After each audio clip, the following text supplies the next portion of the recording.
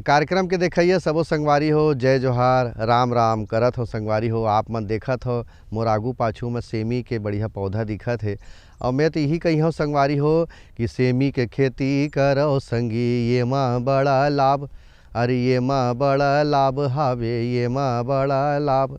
वैज्ञानिक विधि से खेती करो तुमल बताबो आज, जितेंद्र त्रिवेदी वैज्ञानिक आवे तुमल बताही आज।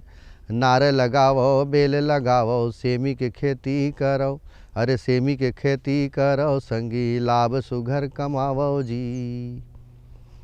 तो संगवारी हो, सेमी के खेती से लाभ कैसे हो सकत है ये बात ला आज बताबो। वैज्ञानिक हमारा ही डॉक्टर जितेंद्र त्रिवेदी, वैज्ञानिक इंदिरा गांधी कृषि विश्वविद्यालय के वो आवत है। तब तक आप मन देखो ये खास संदेश।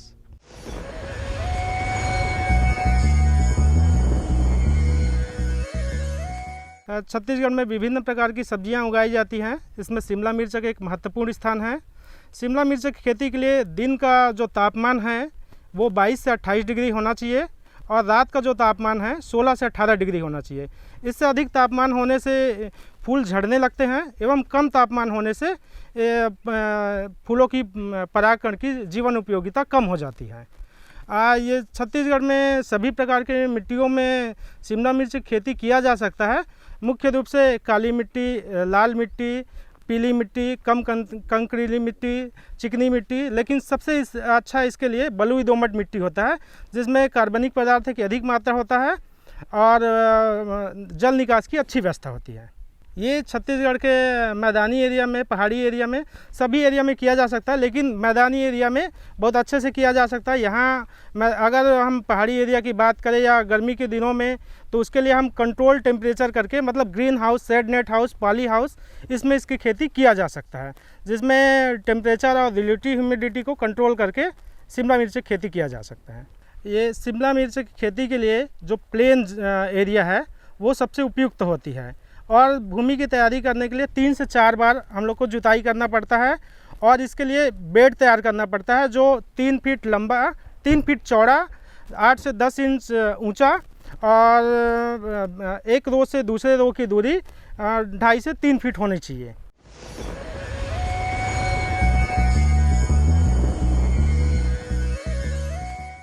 किसान भाई हो, संदेश के बाद आवो चलन हमर कार्यक्रम कृषि दर्शन न देखन। और सबसे पहली आप मन बर जानकारी कि छत्तीसगढ़ के जलवायु के हिसाब से सेमी के खेती के कतेक संभावना है, ओकर जमीन कैसे होना चाहिए, जमीन के तैयारी कैसे करे किसान मन हा, आवो देख लेते। जी देखिए, जैसे कि आपने पूछा कि छत्तीसगढ़ की जलवायु के हिसाब से, छत्तीसगढ़ की जलवायु जो है वो सेम के लिए बहुत ही उपयुक्त है। इसमें क्या है कि जो छत्तीसगढ़ की चाहे मैदानी भाग हो या इसका सरगुजा का इलाका हो या बस्तर का पठार हो, यहाँ सभी जगह इसकी खेती की जाती है। और छत्तीसगढ़ की जो मिट्टी की बात की जाए अगर इसकी, तो मिट्टी में ये जो बलुई दोमट मिट्टी होती है इसकी उपयुक्त रहती है, क्योंकि इसमें पानी का जो रुकाव होता है या भराव होता है वो नहीं होता है, इसमें पानी आसानी से निकल जाता है। क्योंकि ये देखा गया है कि अगर मिट्टी जो अगर ज़्यादा से कन्हारी ज़्यादा मिट्टी होती है जिसमें पानी काफ़ी देर तक ठहरता है, उस कंडीशन में क्या होता है कि जो हमारी जड़ें रहती हैं उसके मतलब मरने की संभावनाएँ रहती है।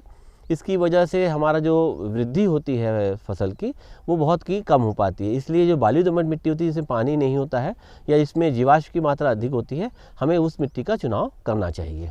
जी देखिए, कोई भी फसल अगर सब्जी की फसल लेते हैं या कोई भी और दूसरी फसल भी लेते हैं तो मिट्टी की जांच हमें कराना ही चाहिए, क्योंकि हमें मालूम होना चाहिए कि हमारे मिट्टी में कितनी मात्रा में पोषक तत्व पाए जाते हैं, चाहे नाइट्रोजन की हो, चाहे स्फूर की हो, चाहे पोटाश की मात्रा हो। हमें मालूम होना चाहिए कि हमारा स्वास्थ्य कैसा है मिट्टी का, उसके हिसाब से ही हमें जो हमारी खाद है वो देनी चाहिए। क्योंकि अगर ज़्यादा हम खाद देंगे तो भी हमारे जो फसल है या मिट्टी है उसको बुरा प्रभाव पड़ता है। ज़्यादा खाद देने से क्या होता है, मिट्टी की धीरे धीरे उर्वरक क्षमता जो रहती है वो कम होती चली जाती है। तो जितनी आवश्यकता हो उतनी ही हमें खाद देनी है। इससे एक चीज़ और फ़ायदा होता है कि हमारे जो पैसे की बचत होती है वो भी होती है, क्योंकि ज़्यादा मात्रा में अगर हम खाद डालते हैं तो हमारा पैसा भी लगता है, जहाँ की मुनाफे में वो हमारे को प्रभावित करता है। मिट्टी की तैयारी की अगर बात की जाए तो जो सेम की फसल होती है 2 किस्म की होती है, एक झाड़ीनुमा होती है, दूसरी होती है बेलनुमा। तो जो झाड़नुमा होती है उसको लगाने के लिए सबसे पहले किसान भाइयों, हमको जो मई का महीना होता है उसमें गर्मी के समय हमें इसे गहरी जुताई कर देना चाहिए। उसके बाद पहले एक मोल्डबोर प्लाउ चला देना चाहिए, उसके बाद कल्टीवेटर से इसको अच्छे से मिला देना चाहिए। उसके बाद पाटा चला करके, रोटावेटर चला करके इस मिट्टी को भुरभुरी कर लेना चाहिए। भुरभुरी करने के बाद हमारी जो झाड़ीनुमा सेम है उसको हम लगाते हैं। इसके लिए हम डायरेक्ट खेत में ही इसको लगाते हैं, इसकी नर्सरी तैयार नहीं की जाती है। दूसरा रहा कि हमारा जो अगर बेलनुमा की बात की जाए तो जो बेलनुमा होता है उसमें हम क्या करते हैं, हम इसमें गड्ढा खोदते हैं, गड्ढा खोद करके उसमें बीज डालते हैं। तो इसमें क्या होता है, बहुत ज़्यादा हमें ट्रैक्टर की या जुताई की आवश्यकता नहीं होती है। हम इसमें क्या करते हैं, जो हमारे खंभे रहते हैं या जो पोल रहते हैं उसमें हम क्या करते हैं, इसको बेल को चढ़ा देते हैं। इसके कारण क्या होता है, जहाँ जहाँ हमें ज़रूरत पड़ती है, जैसे कि अगर उसका हम बेल की बात की जाए तो इसमें हम क्या करते हैं, 1 मीटर बाय 1 मीटर पे हम इसको बेल को रखते हैं और क्या करते हैं कि 1 मीटर बाय 1 मीटर में गड्ढा खोदते हैं, उसमें 2-2 बीज इसमें डाल देते हैं। इस वजह से क्या होता है कि हमें इसमें ट्रैक्टर की जुताई करने की आवश्यकता नहीं होती है। किसान भाइयों, जमीन के तैयारी के बाद छत्तीसगढ़ में कौन सा किस्म प्रचलित है सेमी के, ओला लगाना कैसे है, कतका दूरिया में लगाना है? बेल वाला हम लगावत हन तब, और सीधा खेत में हम पहाटा पानी पलो के पहाटा लगाबो तब, झाड़ी वाला। तो ये दोनों में कौन सा किस्म प्रचलित है, कतका मात्रा में बीजा लाग जाही, कैसे ओकर बीजोपचार हमला करना जरूरी है का, ये सब बात ला पूछत हूँ और बतावत है त्रिवेदी जी है। आप सब झन ध्यान ले देखो। किसान भाइयों, अगर रही बीज की किस्मों की बात की रही सेम की किस्मों की, तो इंदिरा गांधी कृषि विश्वविद्यालय द्वारा डॉक्टर धनंजय शर्मा के द्वारा 2 किस्में विकसित की गई हैं जो छत्तीसगढ़ के लिए बहुत ही उपयुक्त पाई गई हैं। एक किस्म है इंदिरा सेम 1, दूसरी है इंदिरा सेम 2। ये दोनों ही किस्में छत्तीसगढ़ के किसानों के लिए इंदिरा गांधी कृषि विश्वविद्यालय द्वारा विकसित की गई है। इसको किसान भाई इंदिरा गांधी कृषि विश्वविद्यालय वेजिटेबल डिपार्टमेंट जो हमारा सब्जी विज्ञान विभाग है वहाँ से इसको प्राप्त कर सकते हैं। जब भी किसान भाई चाहें वहाँ पर आकर के मिल करके मुझसे, और मैं इसको बीज को आपको उपलब्ध करा दूंगा। दूसरी बात रही कि ये कितनी दूरी पे लगाई जाए। अगर झाड़ीनुमा सेम की बात की जाती है तो एक पौधे से दूसरे पौधे की दूरी 60 सेंटीमीटर रखते हैं और एक कतार से दूसरे कतार की दूरी करीब 75 सेंटीमीटर हम इसको रखते हैं। रही अगर जैसे बेलनुमा की बात की रहे तो जैसे मैंने पहले बताया था कि 1 मीटर पौधे से पौधे की दूरी रखते हैं और दूसरा 1 मीटर हम जो रखते हैं कतार से कतार की दूरी। जो ये 2 कतार से कतार की दूरी रहती है, इसके बीच में चाहे तो किसान भाई दूसरी फसल जो अंतःसस्य फसल रहती है या इसको इंटरक्रॉपिंग कहते हैं वो भी ले सकते हैं किसान भाई। शुरू में जब ये बढ़वात थोड़ी बढ़ जाए करीब 30 से 35 दिन के बाद इसमें चाहे तो मूली या दूसरी फसल है, इसमें भाजी है जैसे पालक भाजी है, मेथी है, वो लगा सकते हैं किसान भाई।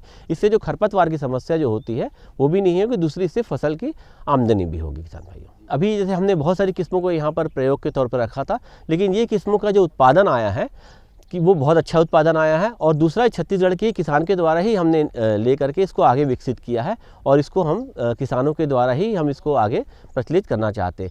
बीज उपचार की रही बात तो कोई भी सब्जी बीज की बात की जाए तो हम उसको बीज उपचार करते ही हैं।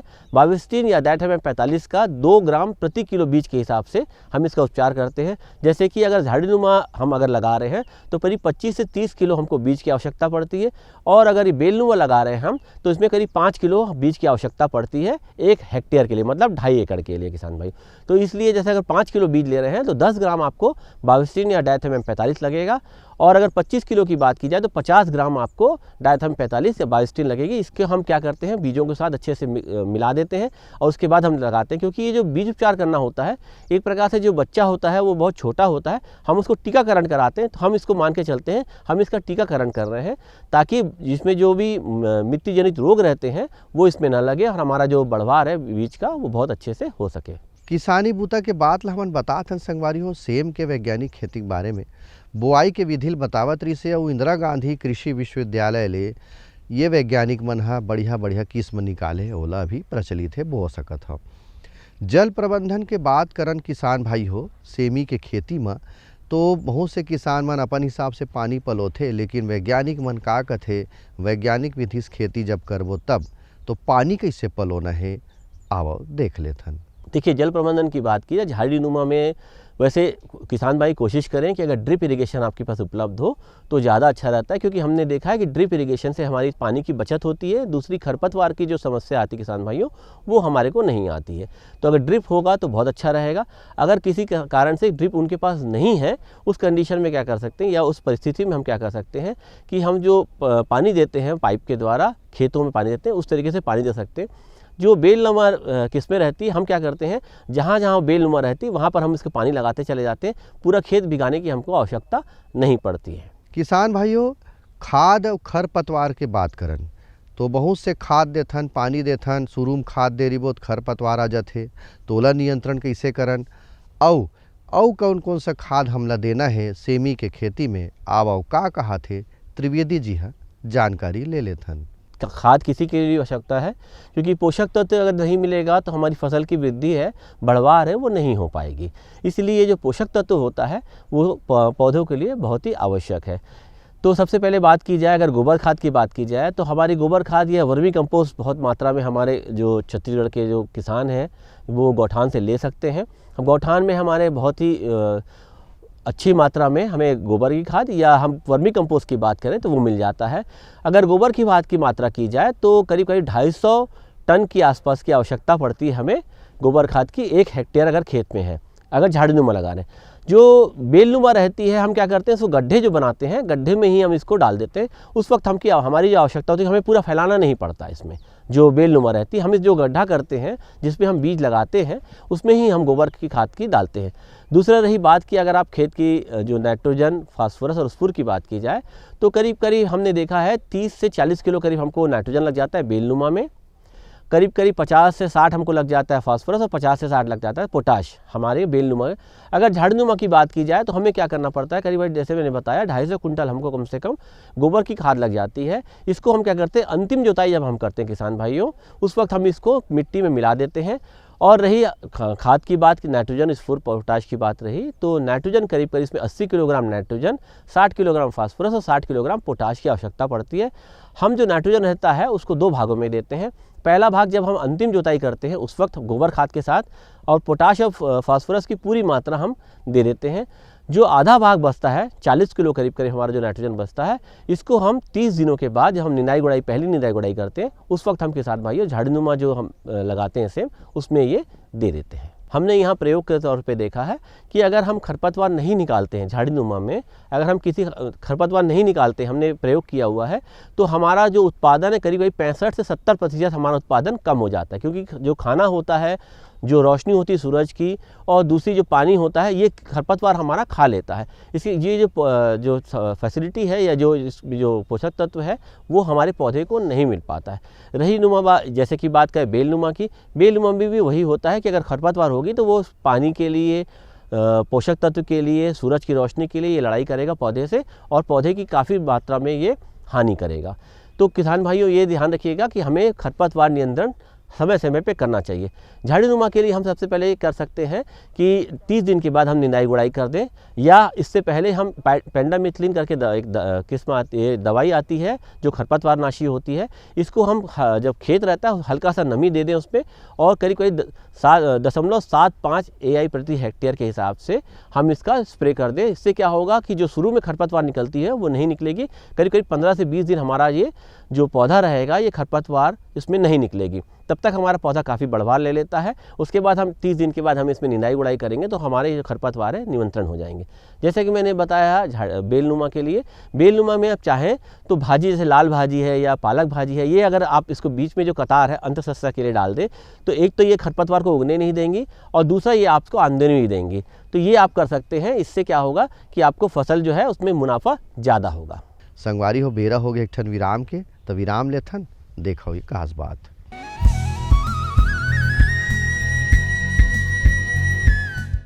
ये लो और बताओ। बस। अरे ये क्या भैया जी, बस इतनी सी रासायनिक खाद? किसानी छोड़ रहे हो क्या? किसानी नहीं, नादानी छोड़ रहे हैं। मिट्टी की जांच कराई है। अब तो लालाजी जितनी जरूरत है उतने ही उर्वरक खेत में डालेंगे। हाँ, किसान भाई आज ही अपने जिले की नजदीकी भूमि परीक्षण प्रयोगशाला में मिट्टी की जांच जरूर करवाएं और मिट्टी में पोषक तत्व, नमी व पौधे के विकास को देखते हुए केवल जरूरत के अनुसार ही पोषक तत्व डालें। और हाँ, मिट्टी में गंधक, जस्ता, बोरोन जैसे सूक्ष्म पोषक तत्वों का पता लगाना भी न भूलें।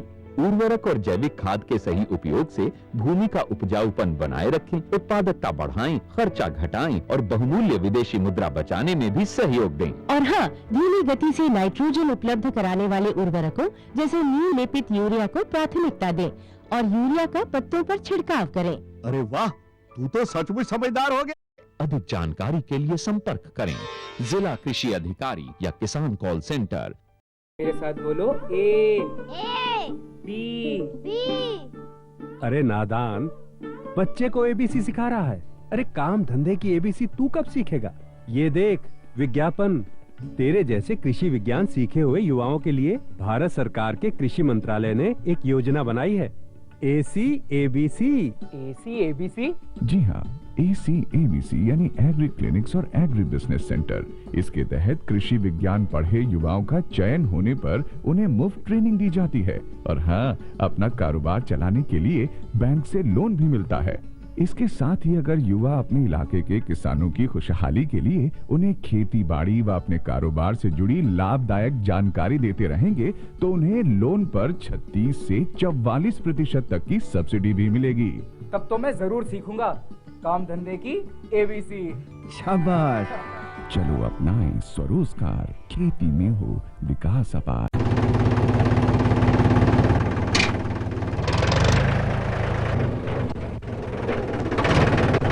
अरे हरकू वाह, बीज कीटनाशक और आज खाद भी। अरे इतना खर्चा कहाँ से? अरे खर्च की चिंता किसे है, मेरे पास है ये किसान क्रेडिट कार्ड। कार्ड? अरे बैंकों द्वारा जारी इस कार्ड से किसान उसकी सीमा तक की रकम कभी भी बैंक से निकलवा सकता है और खेती बाड़ी की सामग्री कभी भी खरीद सकता है। तो हरकू भैया एक कार्ड मेरे लिए भी। किसान क्रेडिट कार्ड के लिए नजदीकी बैंक से संपर्क करें और पाएं ढेर सारे लाभ।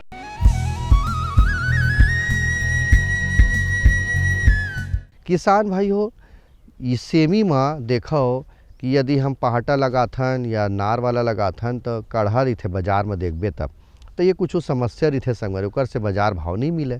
तो एकर से बाँचे बर किसान मन ला ये जानकारी देवाबो कि सेमी में कौन सा प्रकार के रोग, कौन सा प्रकार के कीड़ा मकोड़ा लगथे, ओकर लक्षण का है, ओकर नियंत्रण हम कैसे करन। आओ किसान भाइयों देखथन। तो ये समस्या की बात की जाए तो इसमें एक पॉट बोरर करके आता है, जो इल्ली आती है, ये क्या करती है, जो फल रहता है उसके छेद करके अंदर चली जाती है। तो ये हमारे फल को नुकसान करती है और हमें बाजार भाव नहीं मिल पाता।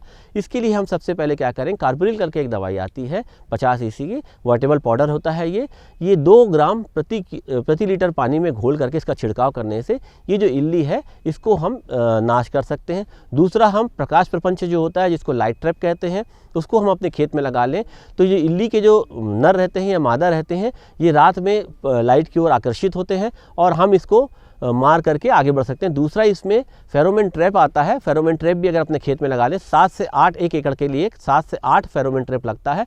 बहुत ही सस्ता आता है, 50 से 60 रुपए का आता है फेरोमोन ट्रैप। अगर आप देखेंगे तो इसको लगाने से क्या होता है, इसकी जो इल्ली जो नर रहते हैं वो आकर्षित होते हैं और इसमें क्या होता है, प्रजनन नहीं हो पाता है और हमारी जो फसल है उसको नुकसान करने वाले जो अंडे हैं, लार्वी है, वो पैदा नहीं हो पाती है और हम इससे कंट्रोल कर सकते हैं। इसमें हमारी दवाई की भी बचत होगी किसान भाइयों। तो रोग की अगर जैसे बात करें तो इसमें पाउडरी मिल्लू का अटैक हमने देखा है और एक गोल्डन मोजेक वायरस करके आता है। अगर आप देखेंगे पत्ती पीली पड़ जाती है, पत्ती पीली पड़ने के कारण क्या होता है, इसमें प्रकाश संश्लेषण नहीं हो पाता और वो खाना नहीं बना पाती। इसके लिए हम क्या करें कि कोई भी रस चूसने वाले जो कीड़े की दवाई आती है, जैसे कि कार्बेंडाजिम का आती है या फिर आपने दवाई आती है आपकी इमिडाक्लोरपिड करके दवाई आती है, जिसका 0.3 ग्राम प्रति लीटर पानी के हिसाब से इसका घोल बना करके इसका स्प्रे करेंगे तो भी ये हमारी जो सफ़ेद मक्खी होती है जो इसको वायरस को फैलाती है उसको ये मारने के लिए कारगर है। बहुत सारा रोग राई के बारे में बताई से, ओकर नियंत्रण बताई से और जैविक खाद के यदि प्रबंधन आप शुरू में करत हो तो ये समस्या से थोक बहुत बाँचे जा सकत है। उन्नत किस्म यदि फल लगावत हो तब समस्या से बाँचे जा सकत है। किसान भाइयों, निंदाई कोड़ाई के संगे संग फसल है कतका दिन में पहली घाव तोड़े के लिए तैयार होते, दोनों विधि से हम बुआई करे हन तब आओ जानकारी लेथन। तो झाड़ी नुमा की जो फसल होती है वो 4 महीने में फसल पूरा अपना फसल चक्र पूरा कर लेती है। तो उसकी जो तोड़ाई होती है 2.5 महीने से 2.25 महीने में आपकी शुरू हो जाती है। जैसे ही फूल आपको देख रहे होंगे, आप पीछे भी मेरे फूल इस तरीके से दिखते हैं। फूल लगने के बाद इसमें क्या होता है, जैसे फल लगना शुरू हो जाता है, जब जैसे ही फल लगना शुरू होता है उसके 90वें दिन से हम इसकी तोड़ाई शुरू कर देते हैं। और जो झाड़ीनुमा होता है उसमें 6 से 7 बार तोड़ाई करनी पड़ती है और जो बेलनुमा होता है ये करीब 8 से 11 बार तक हम इसमें तोड़ाई करते हैं।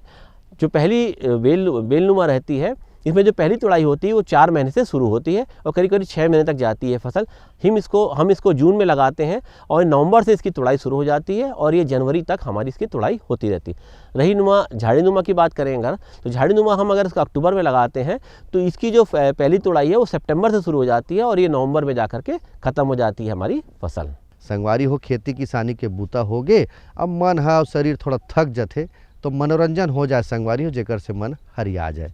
तो आप मतलब देखात हन बढ़िया रकम ले छत्तीसगढ़ी लोक संगीत। भवानी माता मोर नैया लगा दे बेड़ा पार, भव सागर ले नैया लगा दे बेड़ा पार। भवानी माता मोर नैया लगा दे बेड़ा पार, भव सागर ले नैया लगा दे बेड़ा पार। भवानी माता मोर नैया लगा दे बेड़ा पार, भव सागर ले नैया लगा दे बेड़ा पार। भवानी माता मोर नैया लगा दे बेड़ा पार, भव सागर ले नैया लगा दे बेड़ा पार। ये सतयुग माता है सती कहाए, शिव शंकर के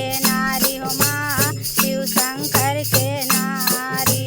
सतयुग माता है सती कहाए, शिव शंकर के नारी हो माँ, शिव शंकर के नारी। शिव शंकर के नारी हो माता, शिव शंकर के नारी हो माँ, शिव शंकर के नारी। शिव शंकर के नारी हो माता, शिव शंकर के नारी हो माँ, शिव शंकर के नारी।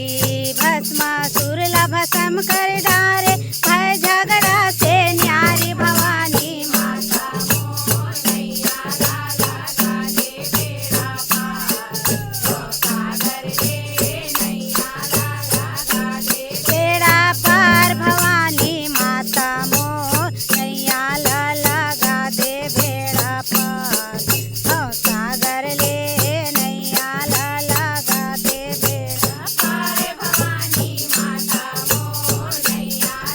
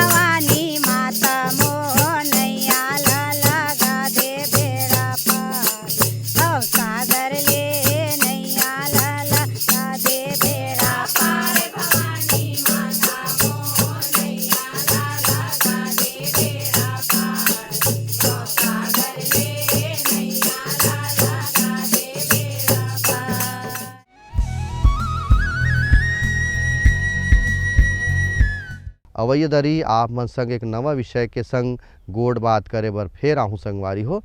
तब तक मोला देवा विदा। जय जोहार, राम राम।